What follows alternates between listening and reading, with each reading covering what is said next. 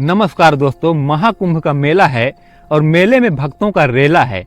इस महाकुंभ में हमारे भारत देश के प्रत्येक गांव से 10-20 लोग तो आकर के शामिल ही होते होंगे और गंगा में डुबकी लगाते होंगे। तो दोस्तों, आज की कहानी ऐसी ही है। ये उत्तर प्रदेश के आजमगढ़ के रहने वाली एक विधवा औरत की है, जो कि 4 साल पहले ही उसका पति गुजर गया था।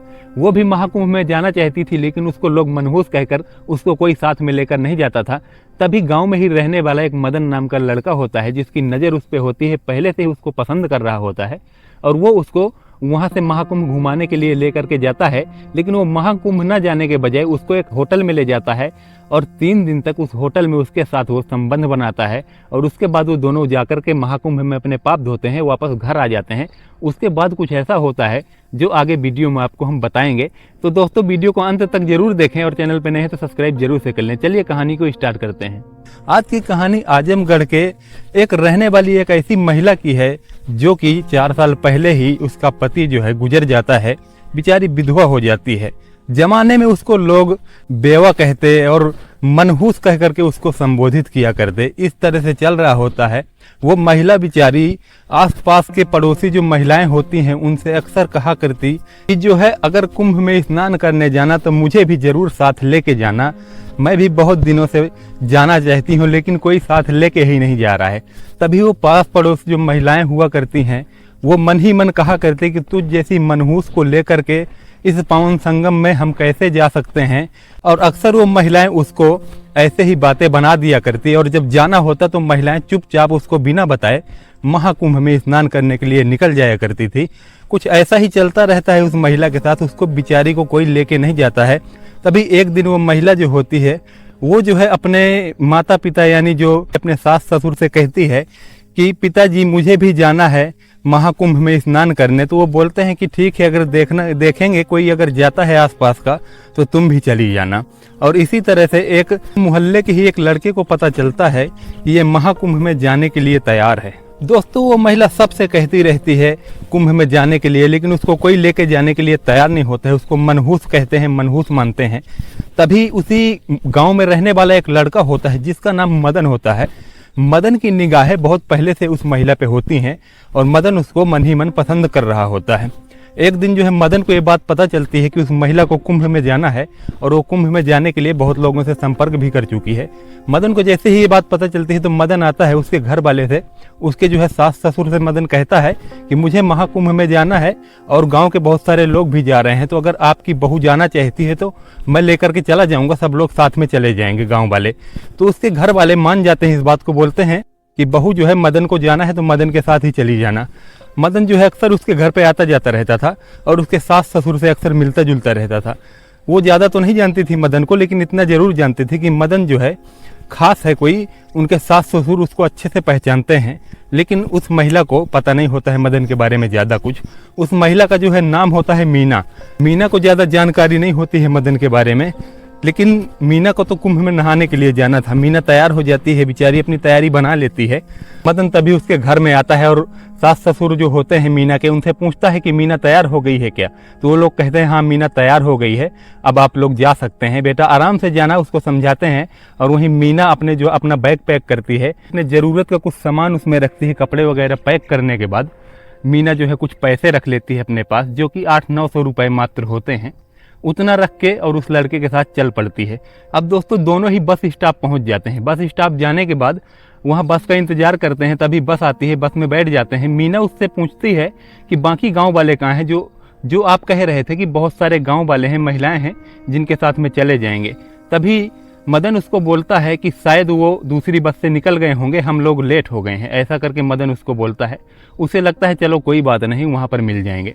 मदन भी ये बात बताता है कि उनका नंबर है मेरे पास, संपर्क कर लेंगे और वहीं पे मुलाकात कर लेंगे। इस पर मीना को कोई टेंशन नहीं होती है। उसे लगता है कि हाँ वहीं पे मुलाकात हो जाएगी। अभी ये लोग बस में सफ़र कर रहे होते हैं। तभी मदन जो होता है उस विधवा महिला जो मीना होती है उसके पैरों को टच करने लगता है सफ़र के दौरान। उसकी बगल वाली सीट पर बैठा होता है। मीना को समझ में आ जाता है कि मदन की नज़रें ठीक नहीं है मुझे लेकर के, और वो थोड़ा घबराने लगती है अंदर ही अंदर।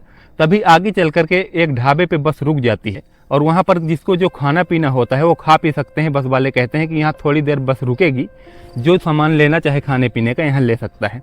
तभी जो है तभी जो है मदन वहाँ पर उतरता है और ढाबे में जाता है और खाने पीने के 4-5 प्रकार की चीज़ें लेता है और वापस बस में चढ़ाता है। बगल वाली सीट पर बैठ जाता है मीना के और मीना को कई सारे खाने पीने के सामान देने लगता है। बोलता है खा लो, देखो अगर गांव वाले भी साथ में मौजूद होते तो ये सब हम खा पी नहीं पाते, क्योंकि गांव वाले होते हैं तो सब कोई यही सोचता है कि वो खर्चा करे वो खर्चा करे, और इस तरह से कोई आगे नहीं बढ़ता है, कोई खर्चा नहीं करता है। तो गाँव वाले नहीं है तो हम लोग आराम से खाते पीते वहाँ पहुँच जाएंगे। मीना इस पर जो है मीना को थोड़ा पसंद आता है मदन। उसे लगता है मदन अच्छा इंसान है, वो कोई गलत इंसान नहीं है, और मीना जो है उसकी लाई हुई चीज़ें खाने पीने लगती है, मदन भी खाने पीने लगता है। दोस्तों बस आगे बढ़ने लगती है और मदन मीना में थोड़ा बातचीत होने लगती है। यानी अभी तक मीना मदन से कोई बात नहीं कर रही थी किसी प्रकार की, लेकिन अब हल्का फुल्का वो भी बात करने लगती है। उसे थोड़ा बहुत उस पर भरोसा आने लगता है। अब जो है मीना को नींद आने लगती है, मीना थोड़ा सोने लगती है।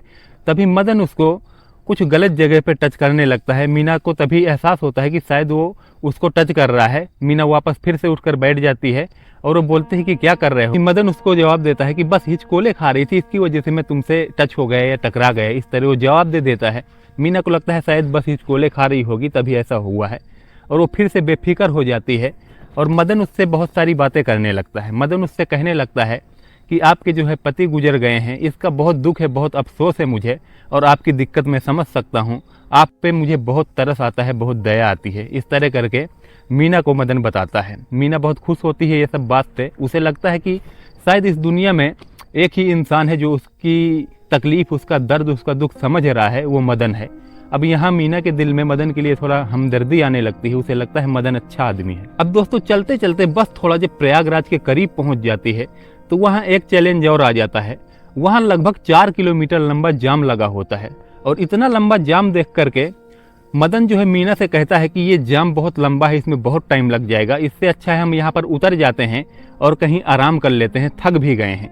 इस पर मीना कहती है कि यहाँ कोई आराम करने की जगह मिल जाएगी। मदन बोलता है सब हो जाएगा, मुझ पर छोड़ दो। मदन बस से उतरता है और वहीं एक छोटा होटल होता है, वहाँ एक रूम बुक कर लेता है। रूम बुक करने के बाद मीना के पास आता है, मीना को ले करके जाता है वहाँ से, और उसी रूम में अंदर जाने लगते हैं। अब दोस्तों जब रूम के वो अंदर पहुँच जाते हैं तो वहाँ क्या देखती है मीना कि वहाँ एक ही बिस्तर होता है जिसमें लेटने के लिए होता है, और दूसरा कोई साधन नहीं होता जहाँ मीना आराम कर सकती थी।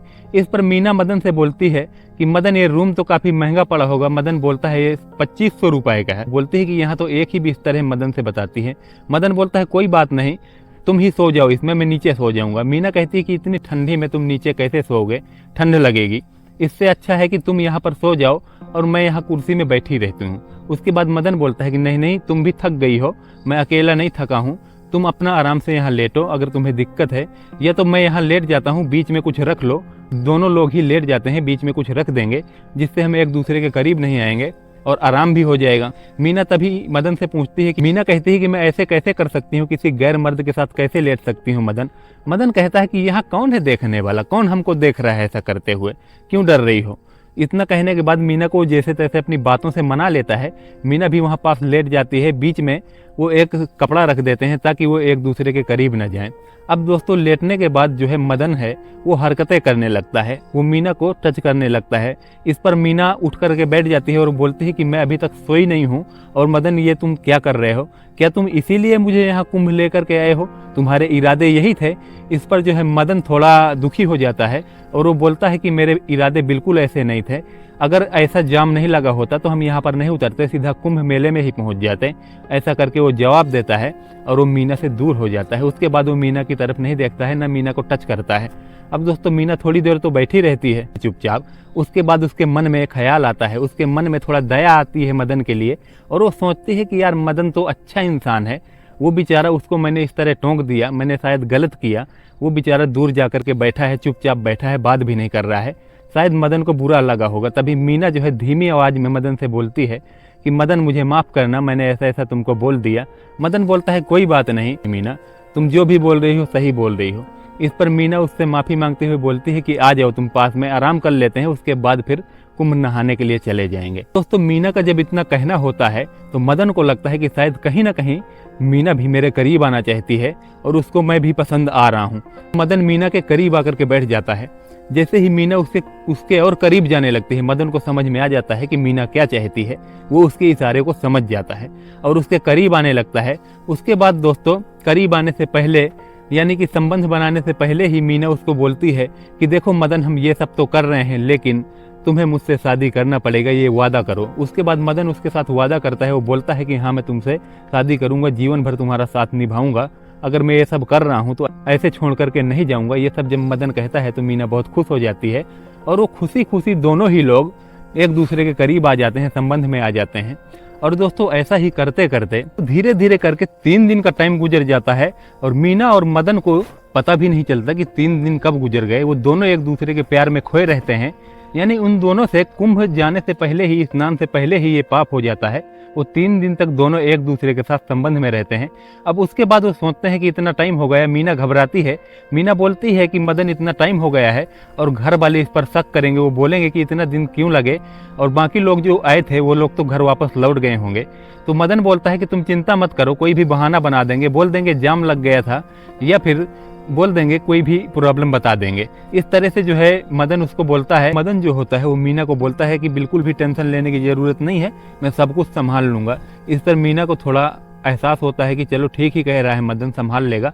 और उसके बाद वो दोनों कुंभ में स्नान करने के लिए जाते हैं। कुंभ में अपने जो उनसे पाप हुए थे वो अपने पाप को धोते हैं और उसके बाद वहां से सीधा अपने घर के लिए रवाना हो जाते हैं।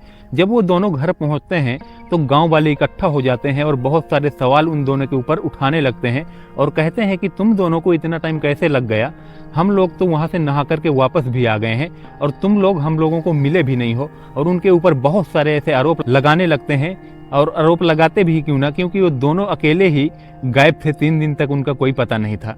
पूरे गांव में खबर हो गई थी, पूरे गांव वाले उनके ऊपर लक्षण लगा रहे थे, पूरे गांव वाले उनके ऊपर आरोप लगा रहे थे। दोस्तों मदन जो होता है वो गांव वालों से कहता है कि हम तो जाम में फंस गए थे, इसलिए हमको इतना टाइम लग गया, बहुत लंबा जाम था।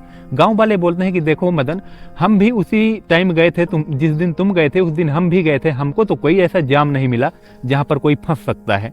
तभी मदन और भी बहाने बनाने लगता है। वो बोलता है मेरा मोबाइल खराब हो गया था, इस वजह से हम लोगों को टाइम हो गया और इस तरह से लेट हो गए हम लोग घर पर आने में। मतलब यानी कि मदन कुल मिलाकर के तरह में तरह के नए नए बहाने बनाने लगता है। कभी वो बोलता है कि बस खराब हो गई थी, ये हो गया था, वो हो गया था, और कई सारे बहाने बनाते बनाते गांव वाले पूरी तरह से उसको पकड़ लेते हैं और वो बोलते हैं कि मदन बस करो, अब क्या मतलब है बहाना बनाने से, तुम्हारी सच्चाई सामने आ चुकी है, तुम लोग क्या गंदे काम कर रहे थे ये सब गांव वाले समझ रहे हैं। तभी दोस्तों मदन गुस्से में आता है और वो कहता है कि ठीक है, हाँ मान लो हमने गलत काम किए हैं तो हम दोनों की शादी करा दो। इतना मदन का बोलना होता है। उधर मीना के आंखों में आंसू भर आते हैं और उसको भी लगता है कि मदन ने उसके साथ जो वादा किया था शादी का, वो सब होने से पहले, तो वो उस शादी के वादे में अड़ा रहेगा और वो शादी उससे करेगा। उसको यकीन हो जाता है मदन के ऊपर, उसके आंसू भर आते हैं। उसके बाद दोस्तों गांव वाले उन दोनों की शादी करवा देते हैं और उसके बाद मदन और मीना अब दोनों साथ में अपना वक्त गुजारने लगते हैं। दोनों हम सफ़र एक दूसरे के साथ जिंदगी का सफ़र चालू कर देते हैं। तो दोस्तों ऐसी ये कहानी थी। इस कहानी सुनाने का उद्देश्य हमारा किसी की भावनाओं को आहत करना या ठेस पहुंचाना नहीं था।